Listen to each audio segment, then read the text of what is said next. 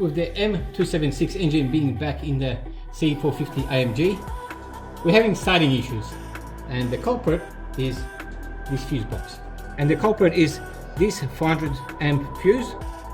Now to replace this, we actually need to replace this whole fuse box. But fear not, we've got a replacement with a good 400 amp fuse. So we'll use this to replace this. So follow our woes with the engine not starting on the 4 Wheel Build YouTube channel. See you guys there. Peace.